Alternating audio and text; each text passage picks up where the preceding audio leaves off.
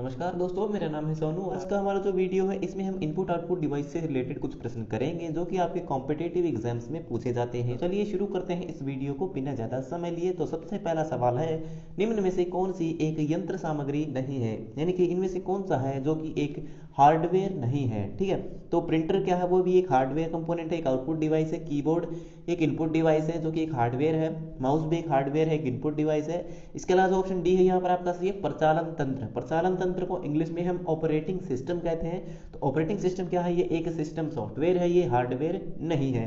तो पहले प्रश्न का ऑप्शन डी आपका सही है। दूसरा प्रश्न है, कीबोर्ड किस प्रकार का डिवाइस है। तो कीबोर्ड जो है वो एक स्टैंडर्ड इनपुट डिवाइस है, जो कि ऑप्शन बी यहाँ पर आपका सही है, ये एक इनपुट डिवाइस है।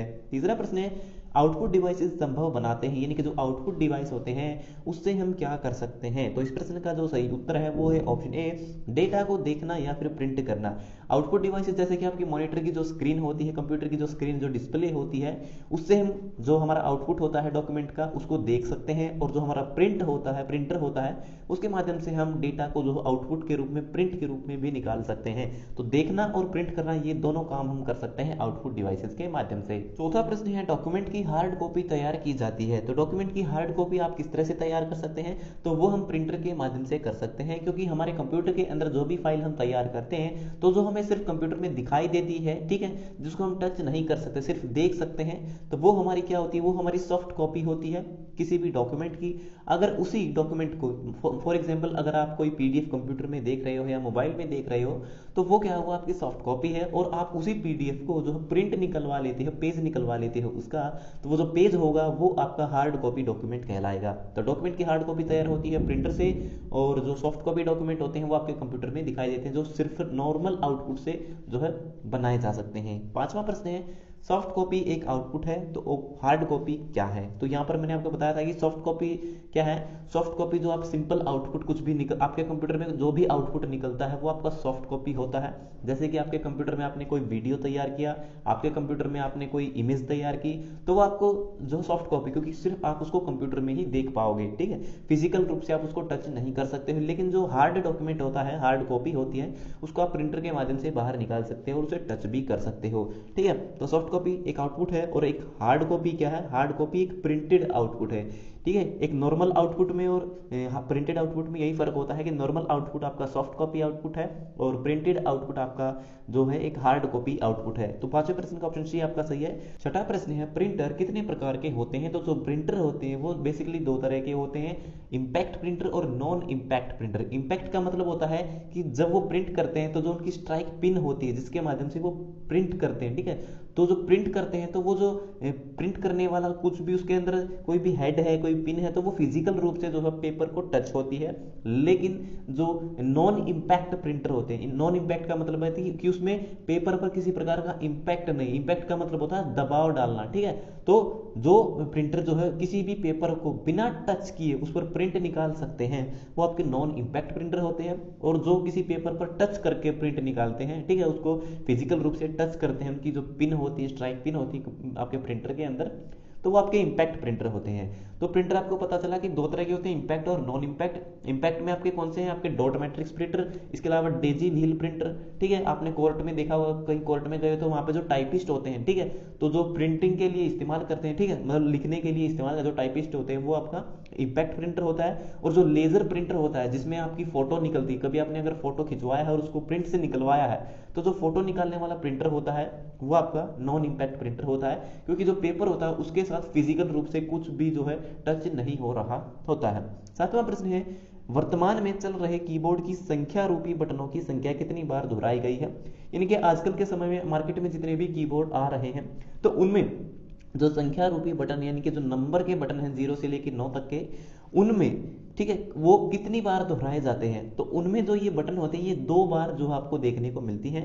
एक तो आपके जो नम पैड होता है उसमें जो अलग से होता है, ठीक है, राइट साइड में। इसके अलावा जो आपकी फंक्शन की होती है उसके नीचे जो दूसरी लाइन होती है वो भी आपकी जो है नंबर्स की होती है।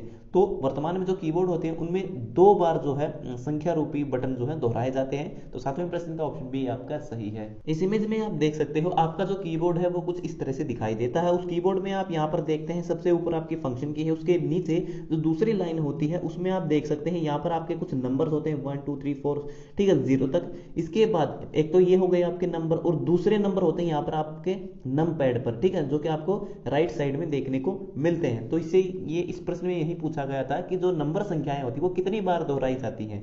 तो नंबर संख्याएं जो होती हैं वो कीबोर्ड में 2 बार दोहराई जाती हैं। अगर आप किसी कॉम्पिटिटिव एग्जाम की तैयारी कर रहे हैं और आपको अभी तक जो है कंप्यूटर की बेस्ट हिंदी एमसीक्यू ई बुक नहीं मिली है, तो आज की इस वीडियो में हम आपके लिए लेके आए हैं एक ऐसी ई बुक जिसको पढ़ने के बाद आप अपने एग्जाम में आने वाले कंप्यूटर के सभी हिंदी क्वेश्चन को आसानी से सोल्व कर पाओगे। ये ई बुक कवर करती है SSC, railway, bank, DRDO, triple C, ITI कॉपर training officer, data entry operator और अन्य सभी जनरल कॉम्पिटिटिव एग्जाम्स को जहां पर भी कंप्यूटर के हिंदी क्वेश्चन पूछे जाते हैं। इसमें आपको मिलते हैं 2000 प्लस क्वेश्चन जो कि पुराने कॉम्पिटिटिव एग्जाम्स के क्वेश्चन पेपर से लिए गए हैं। इसमें सभी प्रश्नों को टॉपिक वाइज दिया गया है। पूरे इंटरनेट पर किसी भी बुक में आपको एक साथ इतने सारे टॉपिक देखने को नहीं मिलेंगे। इस ई बुक से आप कम समय में अच्छी तैयारी भी कर सकते हो। तो देर किस बात की है, अभी जाइए इस वीडियो के डिस्क्रिप्शन में और पाइए इस ई बुक को बहुत ही अफोर्डेबल प्राइस में। 8वां प्रश्न है, माउस का कौन सा बटन सामान्यतः ओके के लिए प्रयोग किया जाता है। तो ओके यानी कि किसी पर क्लिक करना, ठीक है, किसी भी आइकन पर क्लिक करने के लिए, किसी भी कमांड को रन करने के लिए हम उस पर क्लिक करते हैं अपने माउस के माध्यम से। और क्लिक भी हम 2 तरह से करते हैं, सिंपल क्लिक और डबल क्लिक, ठीक है, या तो एक बार क्लिक करेंगे या फिर 2 बार क्लिक करेंगे। तो इनमें से कौन सा बटन है जो ओके का काम करता है। तो आप सब जानते हैं कि जो आपका माउस है वो एक इनपुट डिवाइस है, एक पॉइंटिंग इनपुट डिवाइस है, ठीक है, ये क्या है, एक पॉइंटिंग इनपुट डिवाइस है। और इस पर आपको 3 बटन देखने को मिलते हैं, लेफ्ट, राइट और सेंटर में, जो कि स्क्रॉल व्हील होता है। स्क्रॉल व्हील आपके जो पेज होता है, जो डॉक्यूमेंट है, उसको ऊपर नीचे, ठीक है, खिसकाने के लिए, सरकाने के लिए, स्क्रॉल करने के लिए इस्तेमाल होता है।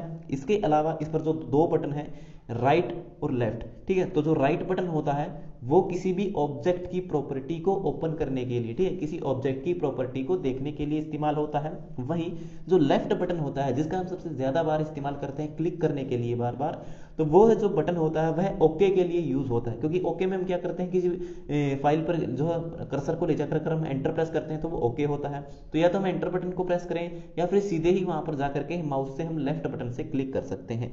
तो लेफ्ट को हिंदी में कहते हैं बाया। तो 8वें प्रश्न का ऑप्शन ए आपका सही है। लेफ्ट या फिर बायां बटन पर क्लिक करके हम किसी भी जो है ऑप्शन को क्लिक कर सकते हैं, उसको ओके प्रेस कर सकते हैं। वहीं जो राइट बटन होता है, जो दायां बटन होता है, उससे हम किसी भी ऑब्जेक्ट की प्रॉपर्टी को देख सकते हैं। 9वां प्रश्न है, कंप्यूटर माउस का आविष्कार किसने किया था। तो इस प्रश्न का जो सही उत्तर है वो है ऑप्शन ए, डगलस एंजलबर्ट नाम के व्यक्ति ने जो है कंप्यूटर के जो माउस है उसका आविष्कार किया था।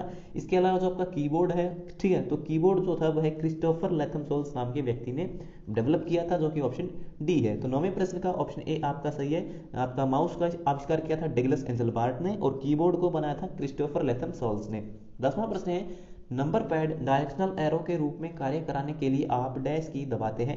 यानी कि मैंने आपको बताया था कि आपका जो कीबोर्ड होता है उस पर 2 बार जो नंबर संख्याएं हैं वो होती हैं, ठीक है। एक आपके जो नंबर पैड होता है, नम पैड होता है, वहां पर होती है, और दूसरी आपकी जो फंक्शन की होती है उसके नीचे होती है। तो इसमें पूछा गया कि नंबर पैड जो होता है उसको डायरेक्शनल एरो के रूप में हमें यूज करना है, तो हम किस बटन को जो है प्रेस करेंगे। तो इस प्रश्न का सही उत्तर है ऑप्शन ए, जो नम लॉक, ठीक है, नम लॉक का मतलब होता है कि जो नंबर होंगे उनको लॉक कर दिया जाएगा और वो जो बटन होंगे वो एरो की तरह काम करेंगे। और एरो आप सब जानते हैं कि हमारे कीबोर्ड पर 4 तरह के एरो होते हैं, left right centre, sorry left right up और डाउन, ठीक है, दाएं बाएं ऊपर और नीचे, जो हमारे कर्सर को ले जाने के लिए जो हम उन एरो का इस्तेमाल करते हैं। इस इमेज में आप देख सकते हो, यहाँ पर फिर से मैंने वही कीबोर्ड लिया है जिस पर आप देख सकते हो यहाँ पर आपके जो ये नम पैड है, ठीक है, जिसमें आपके नंबर बटन होते हैं, तो इस पर जो आपको एक बटन देखने को मिलेगा नम लॉक।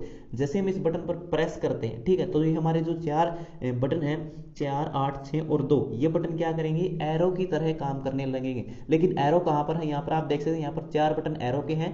तो अगर हम नम लॉक को बंद कर देते हैं, ठीक है, सॉरी, नम लॉक को ऑन कर देते हैं, अगर हम नम लॉक को ऑन कर देते हैं, यहाँ पर आपको ये जो लाइट है अगर ये जलती हुई दिखाई देती है तो उस समय ये बटन आपके एरो का काम करेंगे। वहीं अगर हम इसको बंद कर देते हैं तो ये नंबर का काम करेंगे।